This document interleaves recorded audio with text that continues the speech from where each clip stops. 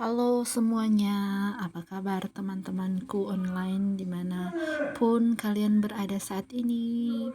Semoga dalam keadaan yang sehat-sehat saja, dilancarkan rezekinya, dan tentunya tetap semangat dan selalu bahagia. Bagi teman-teman yang baru pertama kali mampir di channel aku ucapkan selamat datang. Perkenalkan, aku Divia, punya 3 orang anak dan mempunyai bisnis sembako kecil-kecilan di rumah. Jika berkenan, jangan lupa untuk di-subscribe karena subscribe itu gratis. Dan bagi teman-teman yang sudah dengan setia selalu menonton video saya mengucapkan banyak terima kasih.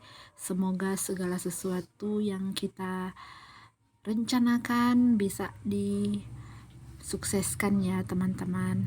Oh ya teman-teman, hari ini aku ke pasar. Aku belanja beberapa belanjaan ya, karena ada stok-stok yang habis di warung aku ya teman-teman. Untuk itu sambil merapikan belanjaan aku dan bongkar-bongkar belanjaan aku juga sekalian mau sharing tentang suka dan duka aku selama membuka usaha warung sembako.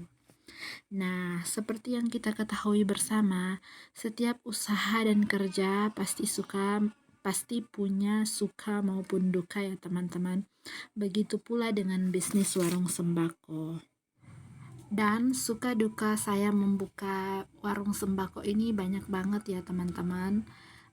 Tapi apa yang akan saya bahas lebih dahulu ialah dukanya dulu ya teman-teman. Di dalam saya membuka bisnis warung sembako ini ada beberapa duka yang saya alami ya teman-teman. Yang pertama ialah hutang. Ada beberapa pelanggan yang suka berhutang. Sebenarnya fine-fine aja lah kalau ada pelanggan yang mau berhutang, asalkan dia pengertian dan tepat waktu dalam membayar. Tapi kalau enggak, maka kita sendiri yang akan rugi ya teman-teman. Karena ada sebagian orang yang kalau ditagih hutangnya, ya bukannya bayar, malah marah-marah lagi ke kita. Jadi usahakan kalau ada yang mau berhutang ya kita harus sangat-sangat selektif kepada siapa kita akan memberi hutang. Karena tentunya kita harus memberi hutang kepada orang yang sudah kita percaya ya teman-teman, bahwa dia bisa melunasi hutangnya tepat waktu. Dan duka selanjutnya ialah waktu kita untuk istirahat itu menjadi berkurang. Karena apa? Karena kita melakukan segala sesuatunya dengan sendiri ya. Ya kecuali mereka yang sudah mempunyai warung sembako yang modalnya besar dan mempunyai karyawan, mungkin masih punya waktu istirahat. Tapi kalau seperti saya yang hanya mempunyai sembako kecil ya, dan melakukan semuanya sendiri, pasti akan sangat-sangat melelahkan. Karena mulai dari pergi belanja ke grosir, pulang natain barang, sampai dengan melayani pembeli, belum juga pekerjaan rumah tangga yang harus saya lakukan sendiri ya teman-teman. Ya, walaupun hasilnya sebanding dengan apa yang kita kerjakan, tapi ya tetap sangat-sangat melelahkan ya teman-teman. Selanjutnya, di saat kita sudah tutup, ada kalanya ada beberapa pembeli yang suka datang membeli karena keperluan mendadak. Ya karena kita kesian, jadi ya harus kita layani ya, padahal waktunya kita buat istirahat. Mau gimana lagi ya teman-teman? Itulah duka saya membangun bisnis sembako saya di rumah ya teman-teman. Ada duka pasti ada sukanya.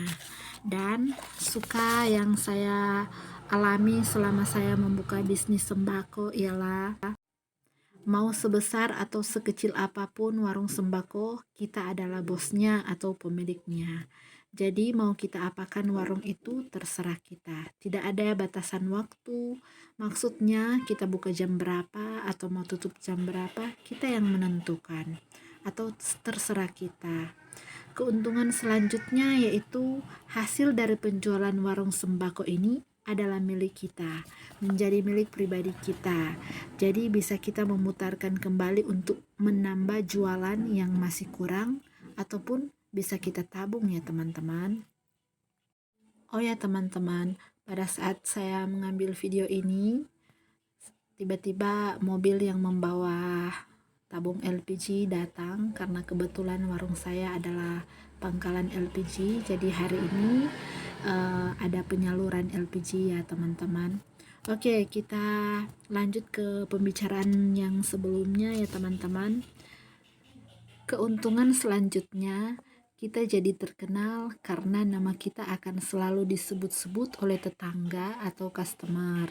Karena kita membuka warung sembako, ya otomatis juga kita akan lebih banyak teman dan pergaulan kita semakin luas dan semakin akrab dengan tetangga-tetangga kita.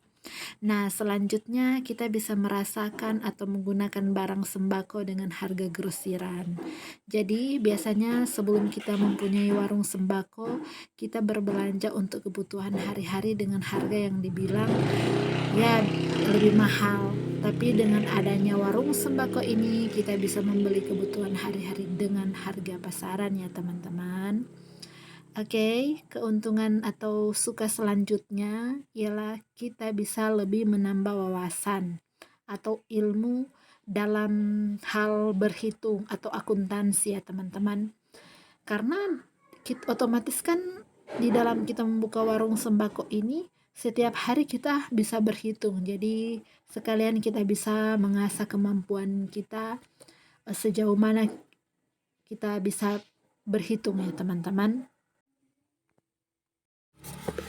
Itulah beberapa suka dan duka di dalam saya membangun bisnis sembako saya yang sudah berjalan kurang lebih 5 bulan ya teman-teman. Jika ada salah kata atau dalam saya berucap, saya mohon maaf ya teman-teman. Dan jika ada hal yang kurang yang mungkin teman-teman rasakan di saat membuka bisnis sembako ini, bisa ditulis di kolom komentar ya teman-teman, supaya kita bisa saling berbagi. Oke teman-teman, sampai di sini dulu video dari saya.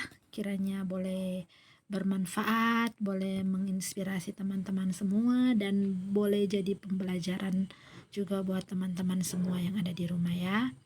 Sampai di sini dulu. Kita bertemu lagi di video-video saya selanjutnya. Dadah.